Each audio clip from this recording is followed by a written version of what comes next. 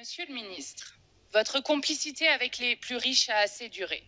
Notre proposition pour taxer les bénéfices des profiteurs de crise qui se gavent sur notre malheur national, refusée. Pour inscrire dans la loi l'interdiction de verser des dividendes, refusée. Pour rétablir l'impôt de solidarité sur la fortune, même provisoirement, refusé.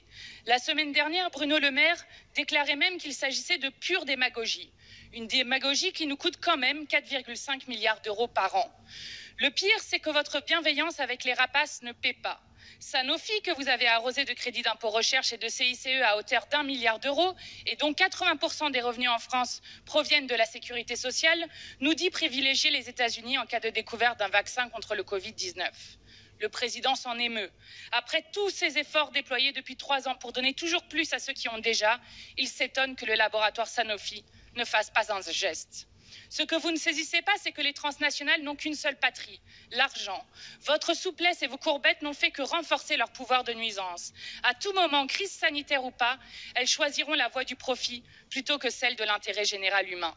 Mais plutôt que de les faire payer à la hauteur de leurs moyens, vous veillez sur leurs finances. Il pourrait ne rester qu'1 euro à l'ensemble des Français que vous refuseriez quand même de les taxer. Nous ne devons pas seulement trouver un vaccin contre le Covid-19, mais surtout un vaccin contre la cupidité. La crise sociale qui s'annonce est sans précédent. La famine guette et ce ne sont pas des miettes dont les gens ont besoin. À quoi nous sert d'être le 6e pays le plus riche au monde si vous laissez 9 millions de personnes dans la pauvreté et bientôt davantage?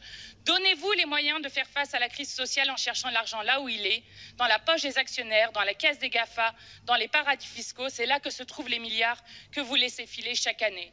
La France doit être une république sociale. Quand allez-vous enfin vous comporter en ministre au service de l'intérêt général, plutôt qu'en gestionnaire de patrimoine des plus fortunés de ce pays ?